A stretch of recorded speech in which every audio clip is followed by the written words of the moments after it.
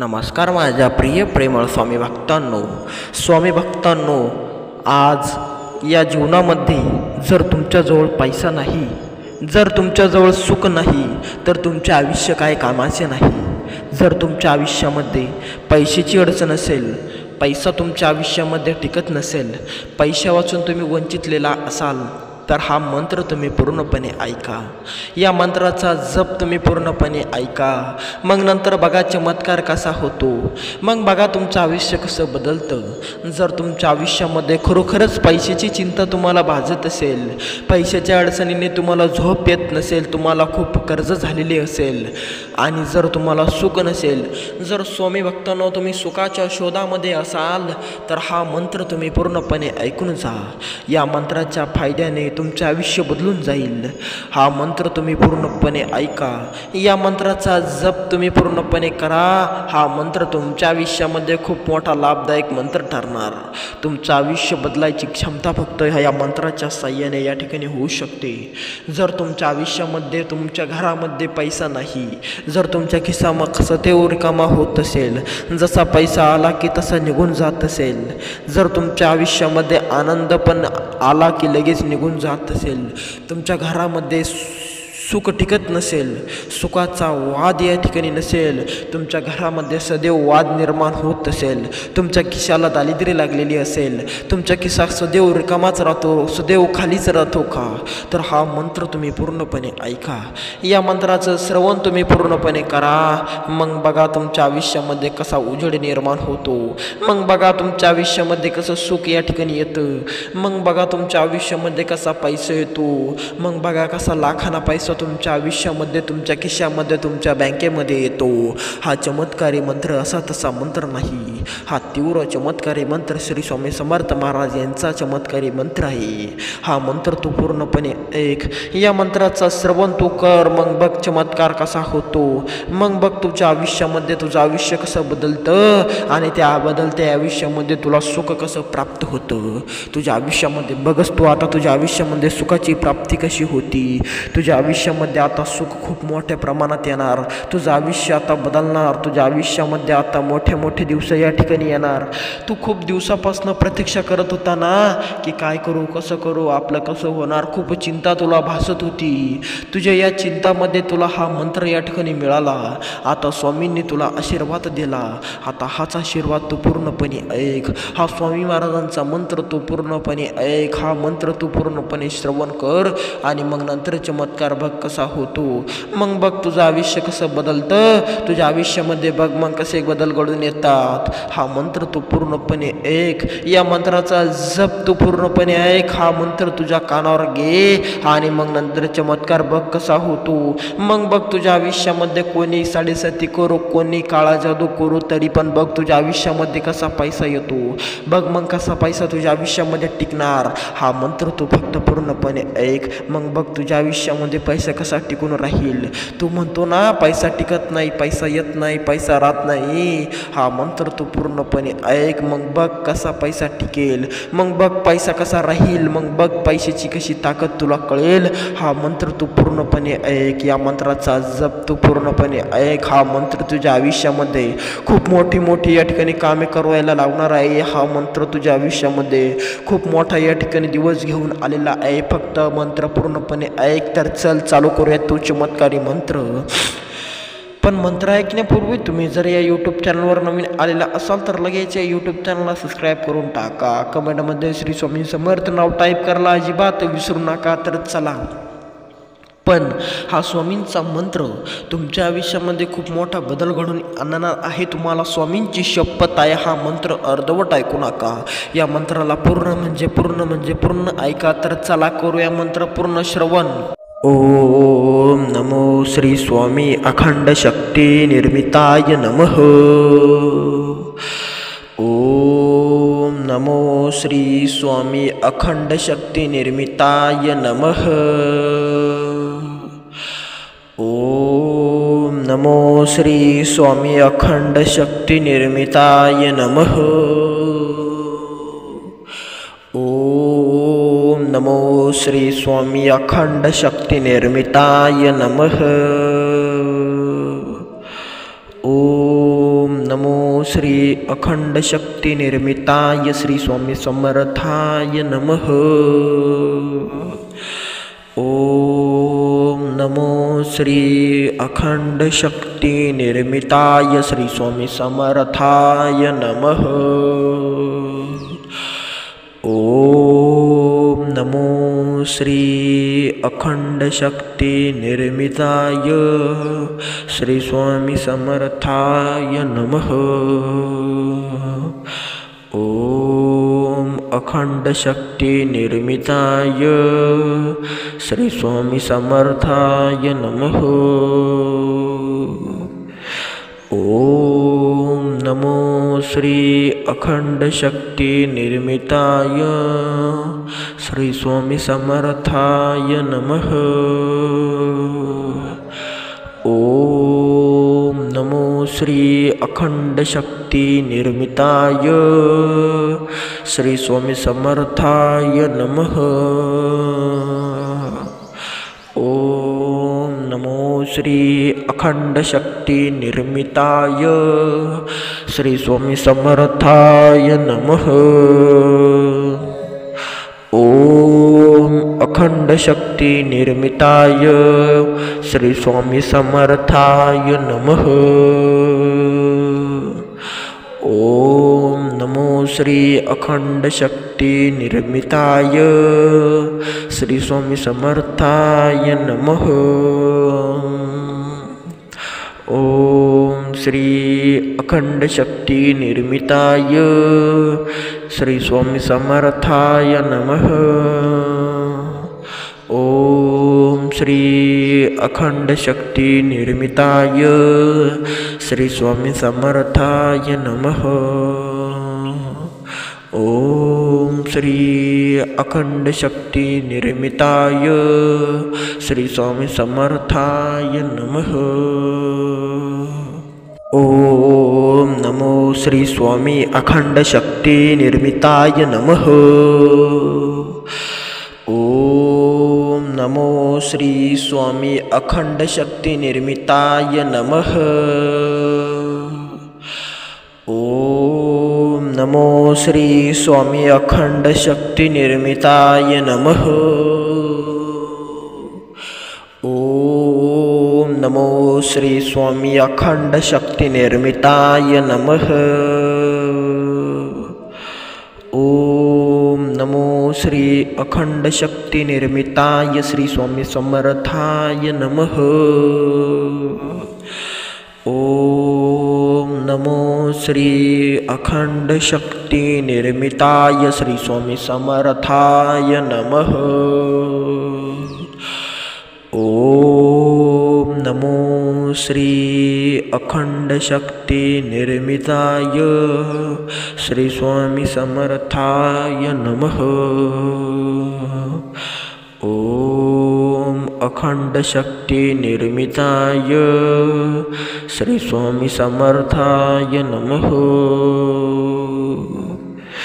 ओम नमो श्री अखंड शक्ती निर्मिताय श्री स्वामी समर्थाय नमः। ओम नमो श्री अखंड शक्ती निर्मिताय श्री स्वामी समर्थाय नमः।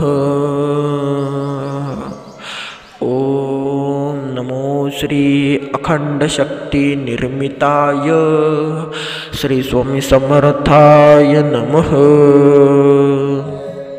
ओम अखंड शक्ती निर्मिताय श्री स्वामी समर्थाय नमः।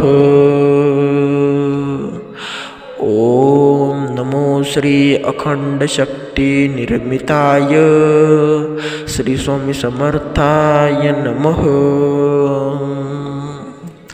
ओम श्री अखंड शक्ती निर्मिताय श्री स्वामी समर्थाय नमः। ओम श्री अखंड शक्ती निर्मिताय श्री स्वामी समर्थाय नमः।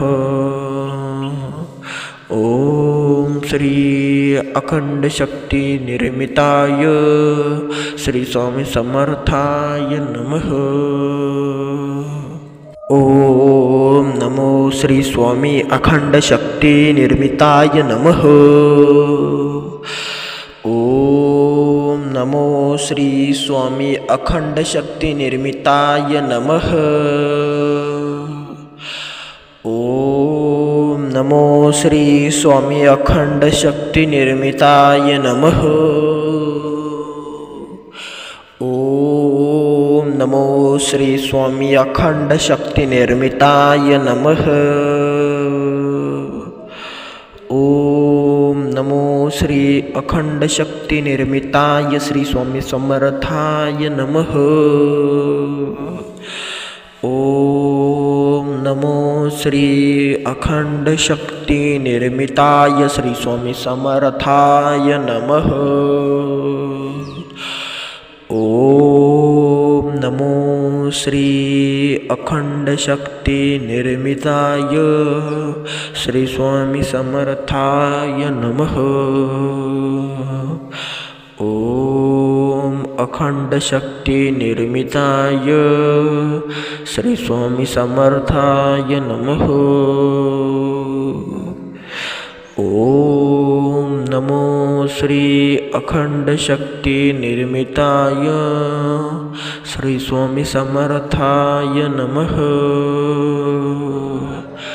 ओम नमो श्री अखंड शक्ती निर्मिताय श्री स्वामी समर्थाय नमः। ओम नमो श्री अखंड शक्ती निर्मिताय श्री स्वामी समर्थाय नमः। ओम अखंड शक्ती निर्मिताय श्री स्वामी समर्थाय नमः।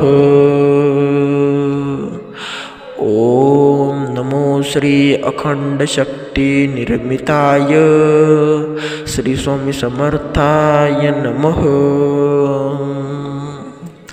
ओम श्री अखंड शक्ती निर्मिताय श्री स्वामी समर्थाय नमः। ओम श्री अखंड शक्ती निर्मिताय श्री स्वामी समर्थाय नमः। ओम श्री अखंड शक्ती निर्मिताय श्री स्वामी समर्थाय नमः। ओम नमो श्री स्वामी अखंड शक्ती निर्मिताय नमः। ओम नमो श्री स्वामी अखंड शक्ती निर्मिताय नमः। ओम नमो श्री स्वामी अखंड शक्ती निर्मिताय नमः। ओम नमो श्री स्वामी अखंड शक्ती निर्मिताय नमः। ओम नमो श्री अखंड शक्ती निर्मिताय श्री स्वामी समर्थाय नमः। ओम नमो श्री अखंड शक्ती निर्मिताय श्री स्वामी समर्थाय नमः। ओम नमो श्री अखंड शक्ती निर्मिताय श्री स्वामी समर्थाय नमः। ओम अखंड शक्ती निर्मिताय श्री स्वामी समर्थाय नमः।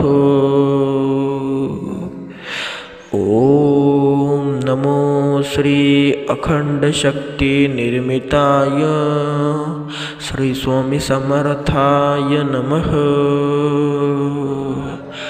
ओम नमो श्री अखंड शक्ती निर्मिताय श्री स्वामी समर्थाय नमः। ओम नमो श्री अखंड शक्ती निर्मिताय श्री स्वामी समर्थाय नमः। ओम अखंड शक्ती निर्मिताय श्री स्वामी समर्थाय नमः। ओम नमो श्री अखंड शक्ती निर्मिताय श्री स्वामी समर्थाय नमः। ओम श्री अखंड शक्ती निर्मिताय श्री स्वामी समर्थाय नमः। ओम श्री अखंड शक्ती निर्मिताय श्री स्वामी समर्थाय नमः। ओम श्री अखंड शक्ती निर्मिताय श्री स्वामी समर्थाय नमः। ओम नमो श्री स्वामी अखंड शक्ती निर्मिताय नमः। ओम नमो श्री स्वामी अखंड शक्ती निर्मिताय नमः।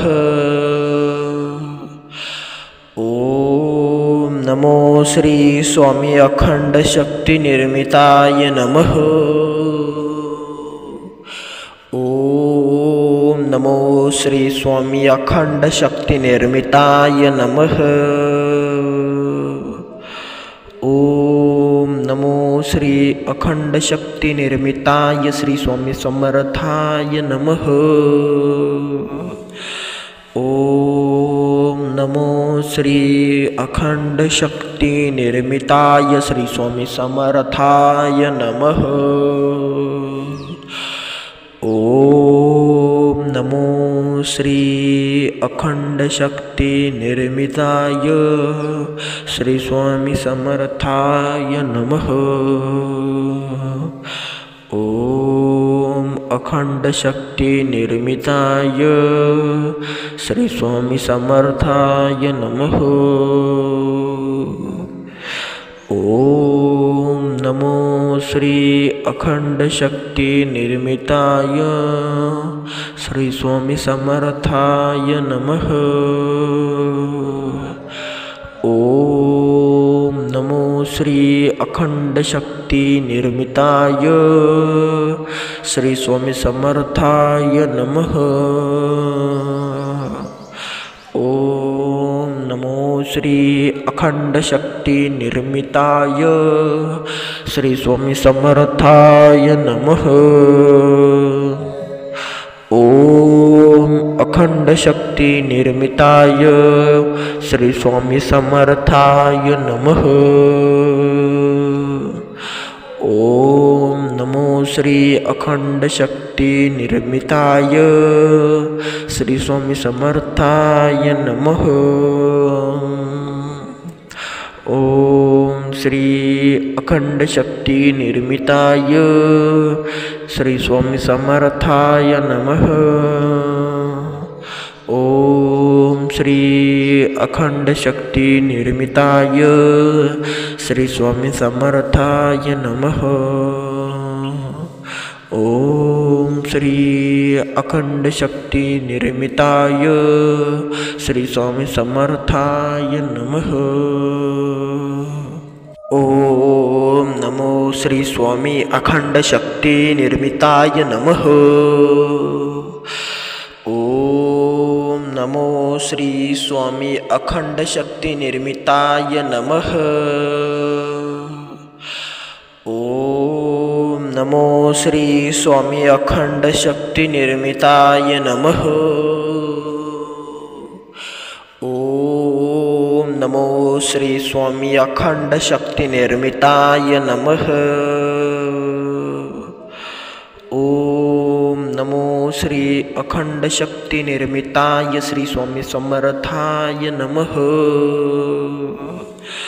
ओम नमो श्री अखंड शक्ती निर्मिताय श्री स्वामी समर्थाय नमः। ओम नमो श्री अखंड शक्ती निर्मिताय श्री स्वामी समर्थाय नमः। ओम अखंड शक्ती निर्मिताय श्री स्वामी समर्थाय नमः।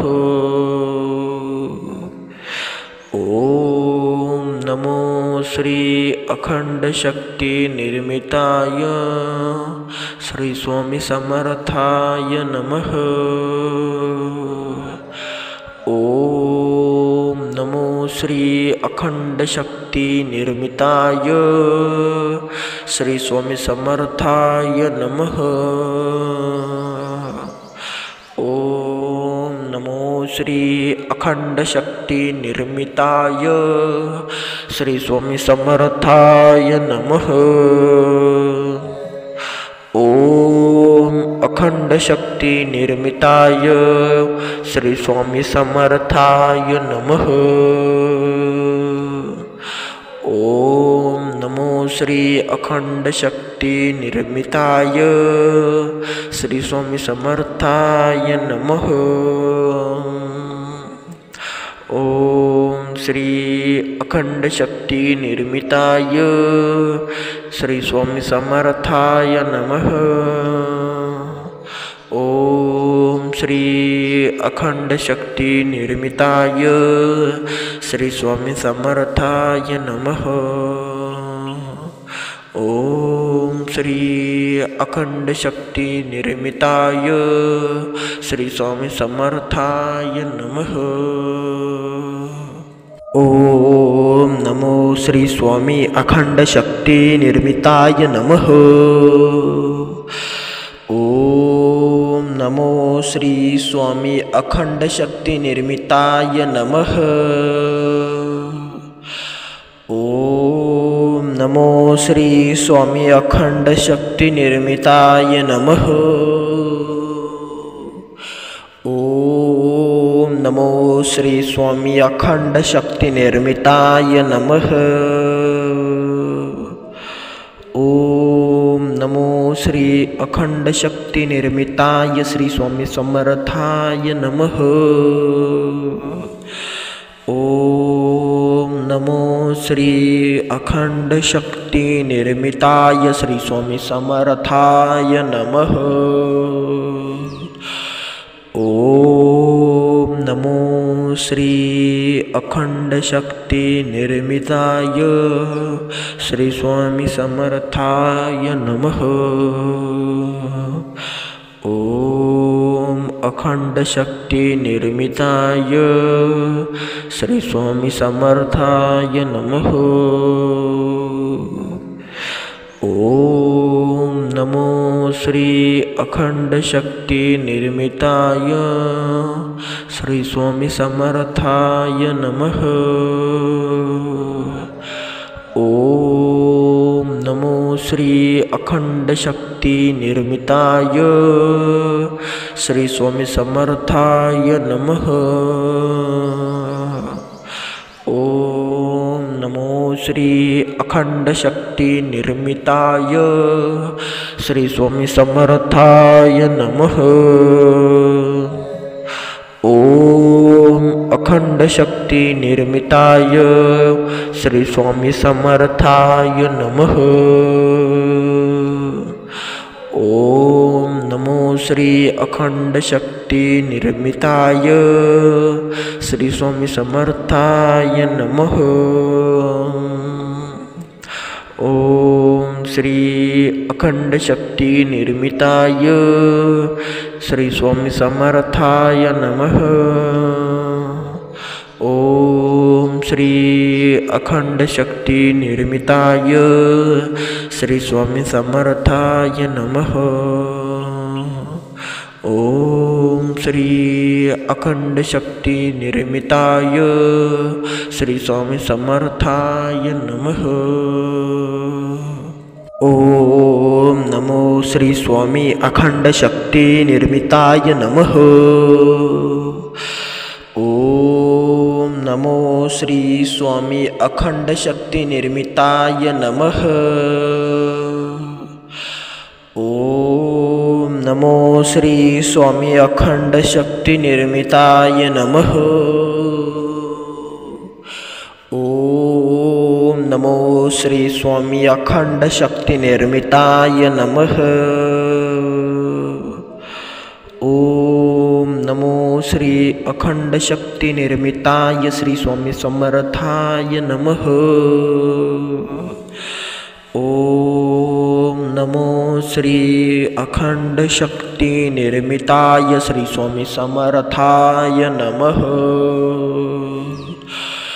ओम नमो श्री अखंड शक्ती निर्मिताय श्री स्वामी समर्थाय नमः।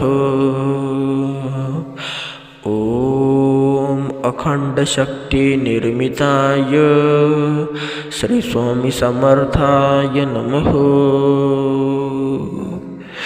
ओम नमो श्री अखंड शक्ती निर्मिताय श्री स्वामी समर्थाय नमः। ओम नमो श्री अखंड शक्ती निर्मिताय श्री स्वामी समर्थाय नमः। ओम नमो श्री अखंड शक्ती निर्मिताय श्री स्वामी समर्थाय नमः। ओम अखंड शक्ती निर्मिताय श्री स्वामी समर्थाय नमः। ओम नमो श्री अखंड शक्ती निर्मिताय श्री स्वामी समर्थाय नमः। ओम श्री अखंड शक्ती निर्मिताय श्री स्वामी समर्थाय नमः। ओम श्री अखंड शक्ती निर्मिताय श्री स्वामी समर्थाय नमः। ओम श्री अखंड शक्ती निर्मिताय श्री स्वामी समर्थाय नमः।